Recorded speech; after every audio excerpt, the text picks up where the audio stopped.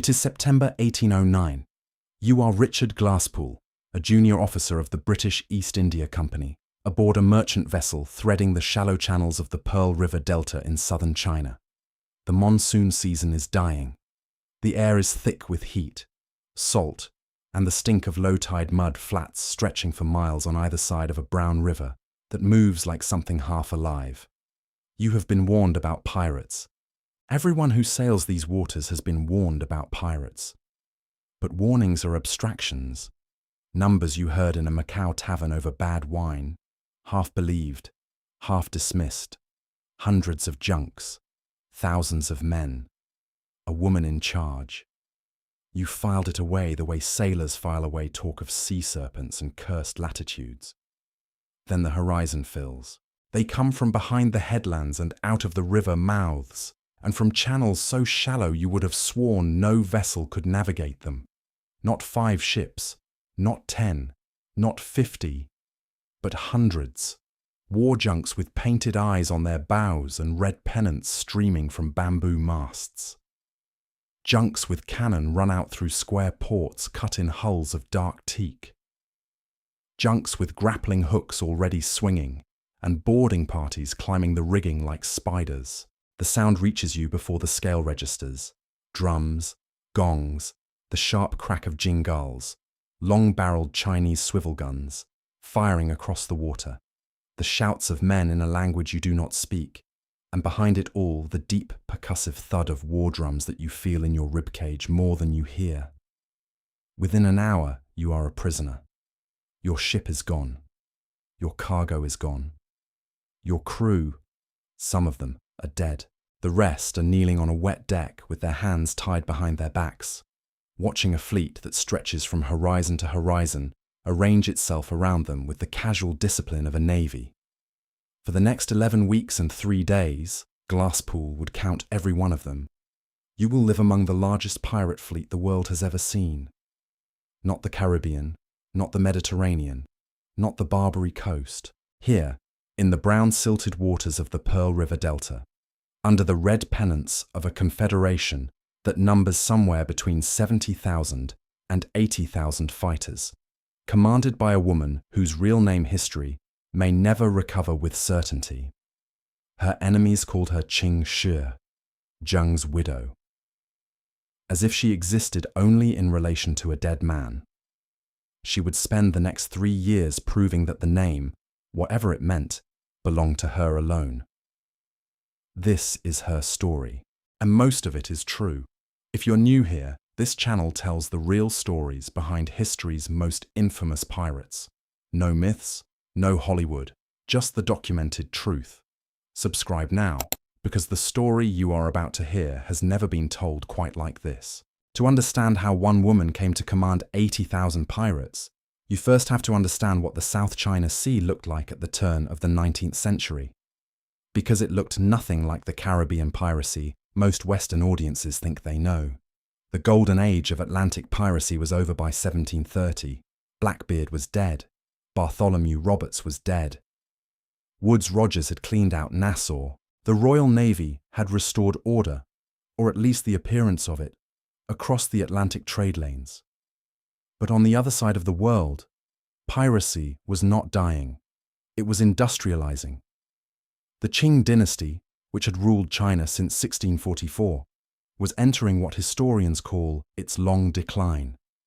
The Imperial Navy, once a formidable force that had projected Chinese power across Southeast Asia, was, by the 1790s, underfunded, corrupt, and rotting, literally rotting. Warships sat in provincial harbours with leaking hulls, unpaid crews, and officers who had purchased their commissions rather than earned them. Coastal defence funds were embezzled by provincial governors. The system that had once kept the South China Sea under imperial control was, by the time our story begins, a paper tiger, impressive on paper, useless at sea. Into that vacuum came the pirates, and they came organised. The catalyst was Vietnam. In the 1770s and 1780s, the Tai Son Rebellion tore through the country, eventually toppling the Nguyen lords in the south and briefly unifying Vietnam under a new dynasty. The Tai Son rulers, desperate for naval power to fight their enemies, actively recruited Chinese pirates as mercenaries. They offered bases, supplies, weapons, and something far more valuable than gold: legitimacy. For nearly 2 decades, Chinese pirate fleets operated out of Vietnamese ports with something close to state sponsorship, learning to coordinate large-scale naval operations, maintain supply lines, and govern territory. When the Tai Son dynasty collapsed in 1802, overthrown by Nguyen An with French military backing, those pirates lost their patron. Thousands of armed, experienced, battle-hardened seafaring fighters were suddenly without a flag, without a port, and without a purpose. They drifted back to the South China coast, and they brought with them something that had never existed in Chinese piracy before: the institutional knowledge of how to operate not as scattered raiders, but as a navy. This is the world Ching inherited. Not a handful of ships and a rum-soaked code scratched on the back of a chart.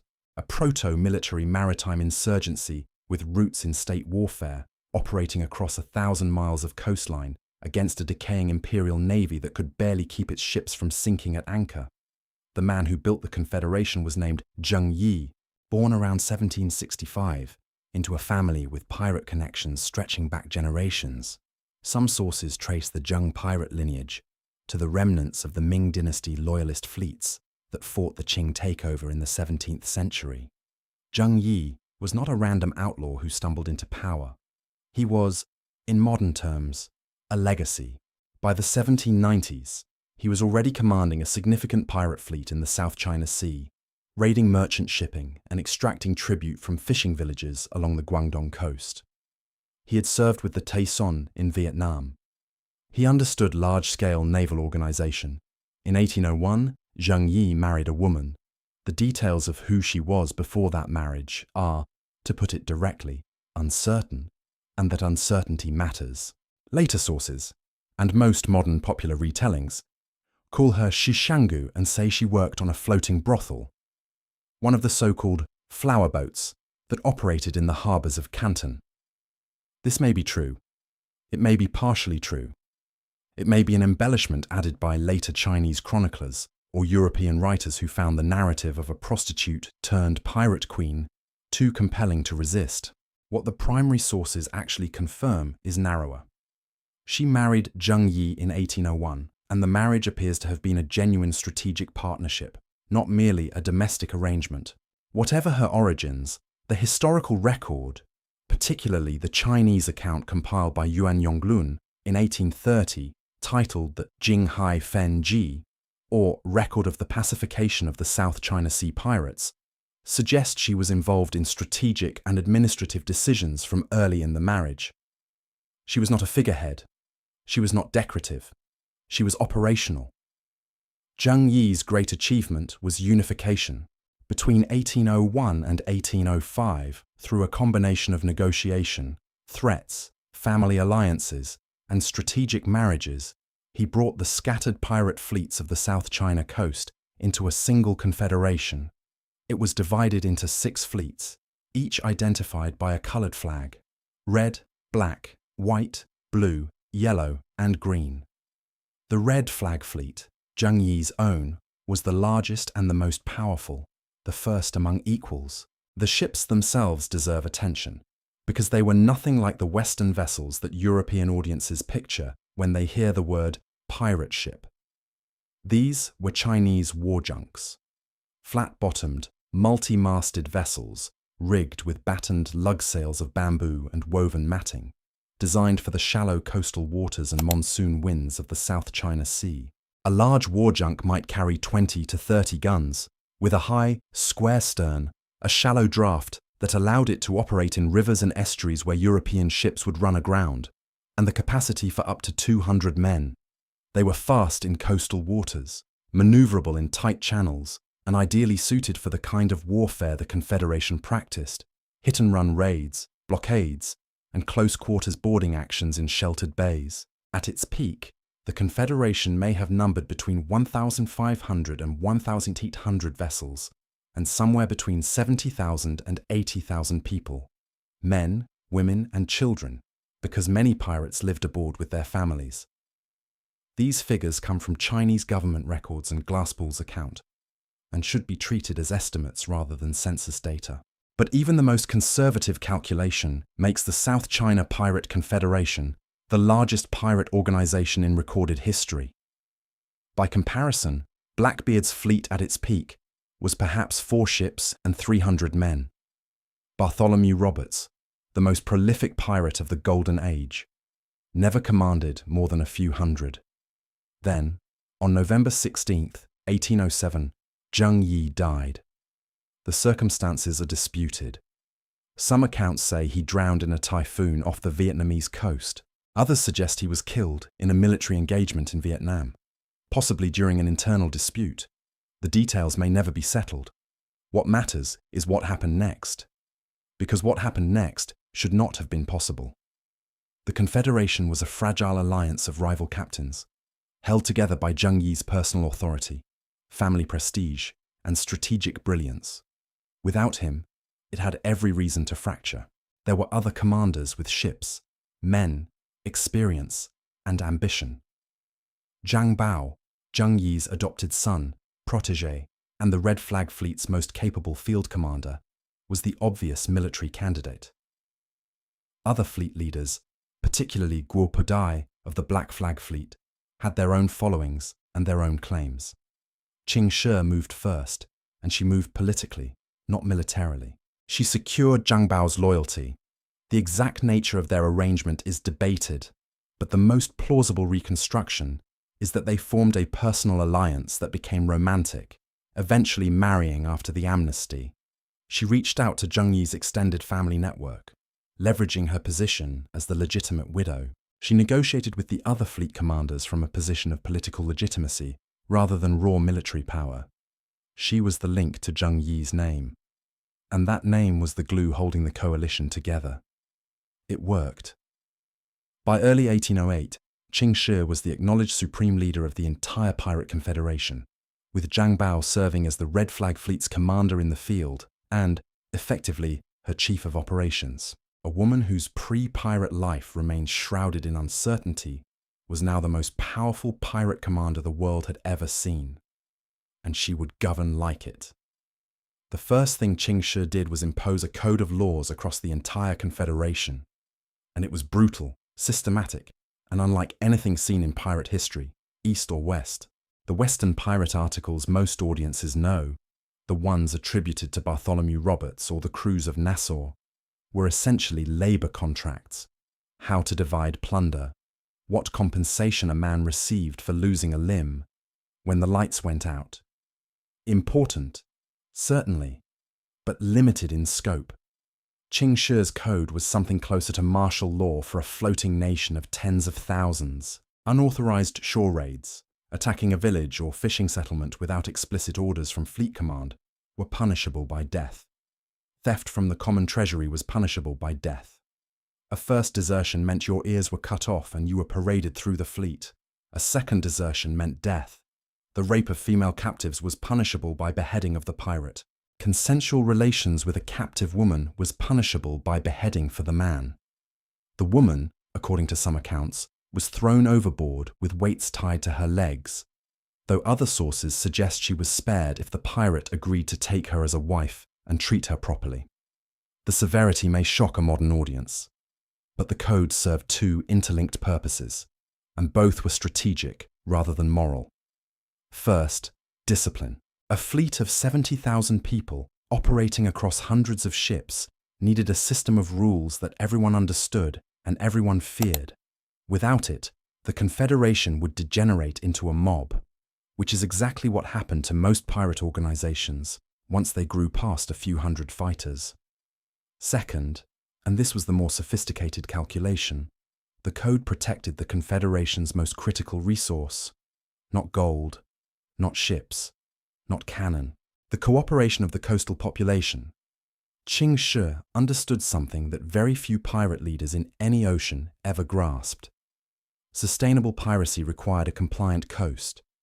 Villages that were raided in orderly fashion, with fixed and predictable tribute payments, would continue to supply food, freshwater, intelligence, and recruits. Villages that were terrorized by random brutality would flee, resist, or, worst of all, collaborate with the Qing government against the pirates. So she built a system that was, functionally, a parallel government. The Pirate Confederation collected regular taxes from coastal settlements and merchant ships in exchange for protection passes, written documents guaranteeing safe passage, essentially the same service the Qing government was supposed to be providing but wasn't. Fishermen who paid their tribute could fish unmolested. Merchants who bought protection passes could trade safely. Those who refused paid in blood, but the violence was controlled, proportional, and above all, predictable. The scale of this operation was staggering.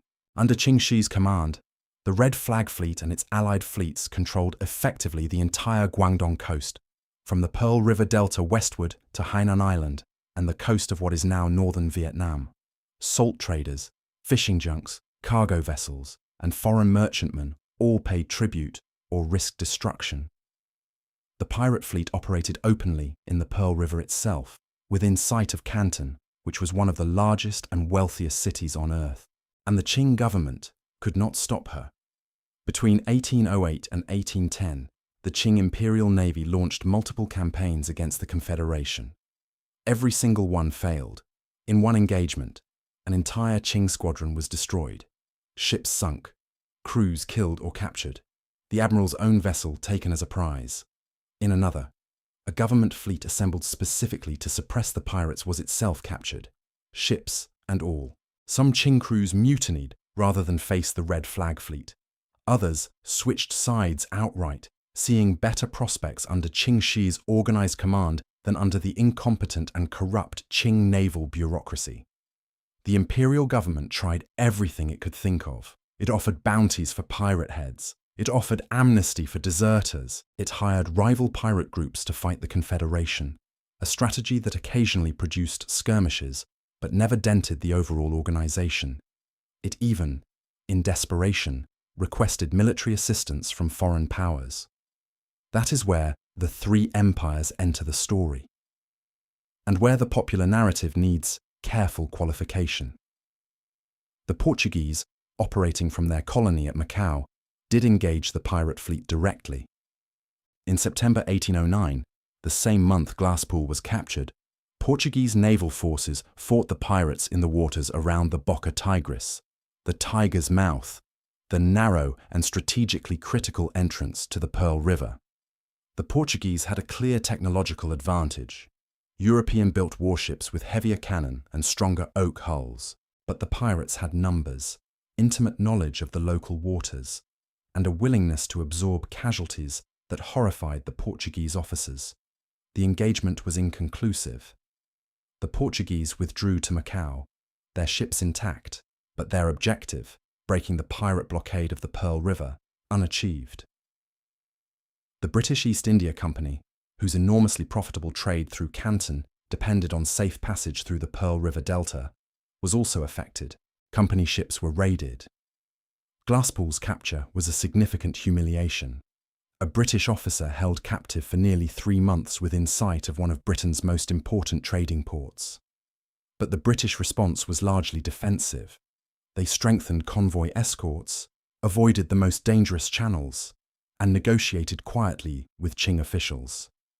The British did not launch a dedicated military campaign against the Confederation. So, the popular claim, she defeated 3 empires, is, strictly speaking, an exaggeration. What actually happened was something subtler, and in many ways, more impressive. One woman's fleet was so large, so well organized, and so deeply entrenched in the geography and economy of the South China coast that 3 of the most powerful maritime forces on earth, the Qing dynasty, the Portuguese Navy, and the British East India Company, could not, individually or collectively, eliminate it. She did not defeat them. She outlasted them. She exhausted them. And then she did something none of them expected. By late 1809, the Confederation was under pressure, but not from military defeat. The crack came from within. Guo Podai, commander of the Black Flag Fleet and the Confederation's second-largest force, defected. The reasons were tangled: personal rivalry with Zhang Bao, dissatisfaction with Qing Shi's centralized authority, wounded pride, and an increasingly attractive amnesty offer from the Qing government that included a naval commission and the right to keep most of his fleet. When Guopodai surrendered in early 1810, bringing his entire fleet with him, the Confederation lost its internal balance of power. Shih read the situation with the same clarity she had shown after Zheng Yi's death. The Confederation was still the most powerful naval force on the coast, but the window of advantage was closing. Rather than fight a three-front war against the Qing Navy, the Portuguese, and her own defectors, she chose a move that required more courage than any battle. She negotiated, and she negotiated from strength.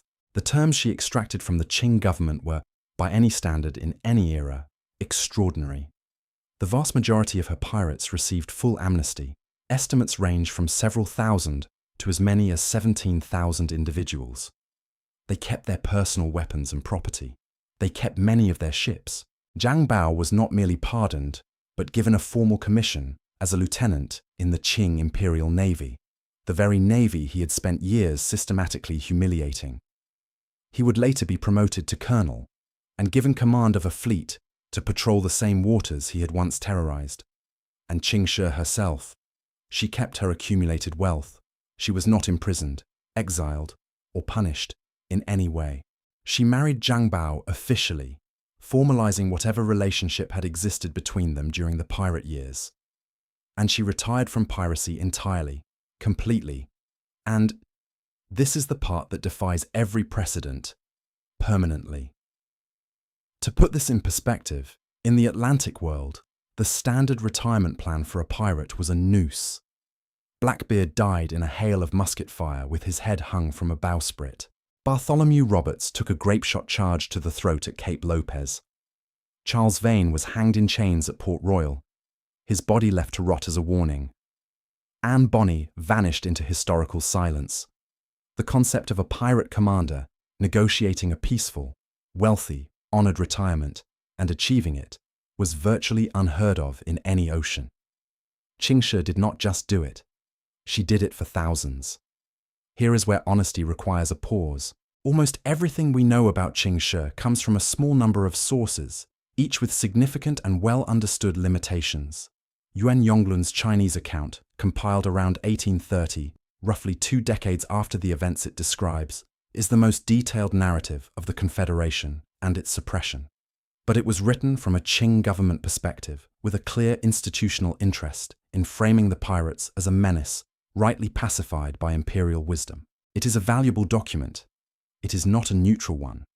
Richard Glasspool's narrative, published in 1810, is vivid, immediate, and written by a direct participant, but it covers only the 11 weeks of his captivity. And it is filtered through the assumptions and biases of a British colonial officer observing a culture he did not understand and had every reason to fear. Portuguese records from Macau document the naval engagements in valuable detail, but offer almost nothing about the internal politics, social structure, or daily life of the Confederation. The modern scholarly foundation is Diane Murray's landmark study, Pirates of the South China Sea and the Border of the Qing, 1790-1810, published in 1987. Murray's work is careful, rigorous, and deeply researched, but she herself acknowledged the severe limitations of the available source material, particularly regarding Qing Shi's early life, the precise provisions of her legal code, and the inner workings of her political relationships. What this means in practice is that many of the most dramatic and widely repeated details of Qing Shi's story, the specific laws of her code, the exact nature of her relationship with Zhang Bao, the romantic details of her early life on the flower boats, rest on thinner evidence than popular accounts typically acknowledge. The broad outlines are well documented. She led the Confederation. She maintained extraordinary discipline across a vast fleet. She withstood military campaigns by the Qing Navy and foreign powers. And she negotiated a remarkable amnesty. The colourful specifics that make her story irresistible in modern retellings are often drawn from sources that are partisan, second-hand, or both. This does not diminish her achievement. It means we should hold her story the way responsible historians hold any pre-modern narrative, with deep respect for what the sources actually say and honest acknowledgement of what they do not. Shih has become, in the 21st century, one of the most famous pirates in popular culture, which is remarkable for a figure who was virtually unknown in the English-speaking world until Diane Murray's scholarship brought her story to academic attention in the late 1980s.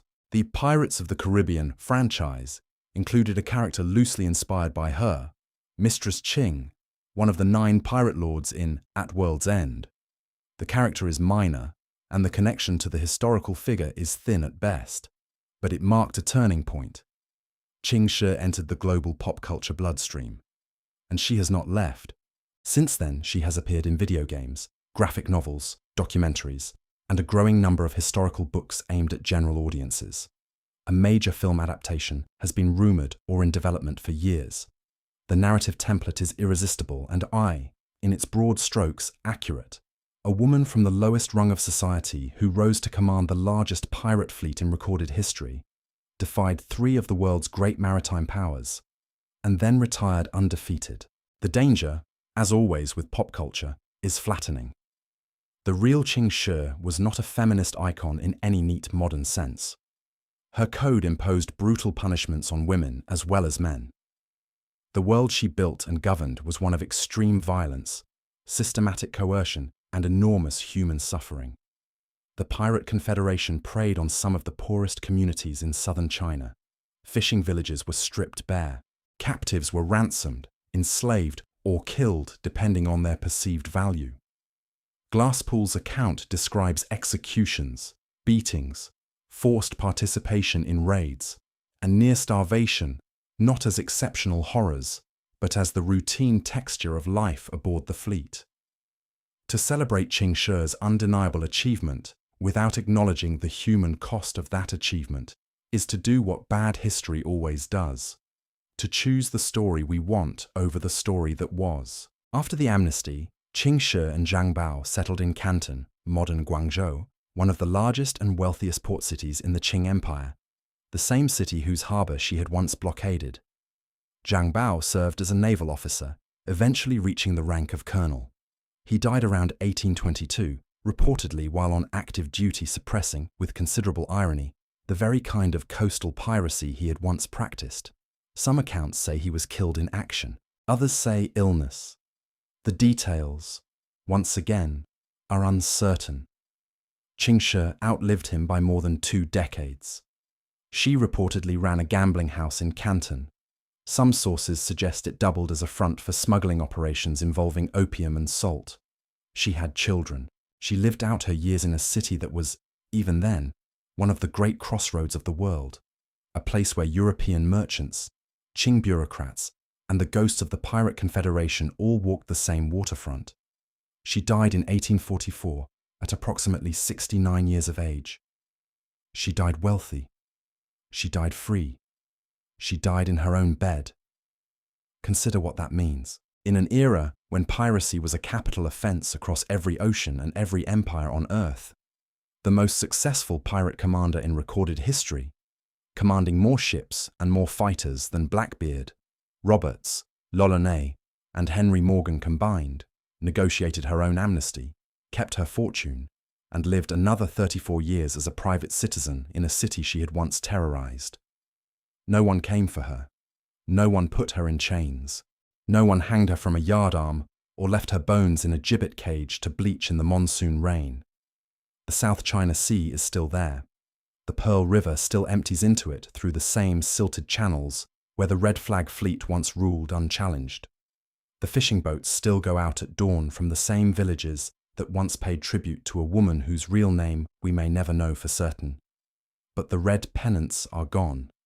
The war drums are silent, and the woman who commanded 80,000 pirates left behind no memoir, no portrait that we can verify, no grave that anyone has ever found. Only a name that is not even hers, Zheng's widow, as if that were all she was. The sea keeps its own records, and the sea does not share.